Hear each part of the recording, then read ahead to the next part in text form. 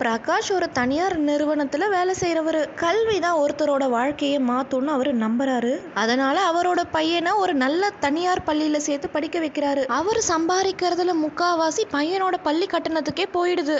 மீதி இருக்கிற பணத்துல தான் குடும்பமே நடத்துறாங்க. அந்த பையனும் கூட படிக்கிற பசங்க கொண்டு வர பொருட்கள், உணவு, உடைகளுக்கெல்லாம் அவனுமே ஆசைப்படுறான். அவன் வகுப்புல இருக்கிற பையன் கொண்டு வர மாதிரி எனக்கும் பை வேணும்னு கேட்டு அழுவுறான். இவனோட பள்ளி கட்டணம் போக மீதி பணம் உணவு, உடை, மருந்துக்கே பத்த மாட்டேங்குது. இவன் என்னடனா பாக்குறதெல்லாம் வாங்கி கொடுக்க சொல்லி கேக்குறானேன்னு ரொம்பவே வருத்தப்படுறாங்க அவன் அம்மா. பையன் கிட்ட சொல்றாங்க, நீ கேக்குற பொருள் எல்லாமே வாங்கி தரேன், ஆனா இன்னைக்கே இல்ல, அதுக்கு நீ கொஞ்ச நாள் காத்திருக்கணும்னு சொல்றாங்க. ஒரு டப்பாவை அவன் கையில கொடுக்குறாங்க. அதுல ₹1 ₹2 கிடைக்கிறப்பெல்லாம் போட்டுக்கிட்டே வராங்க. கொஞ்ச நாள் அப்படியே போகுது. டப்பாவுல பணமும் நிறையுது. இப்ப அந்த பணத்துல அந்த பையன் கேட்ட பொருளை வாங்கி தராங்க. பெத்தவங்களும் பையன் கேட்ட பொருளை வாங்கி கொடுத்துட்டோன்னு சந்தோஷப்படுறாங்க. பையனும் அவன் கேட்டது கிடைச்சிருச்சேன்னு சந்தோஷப்படுறான்.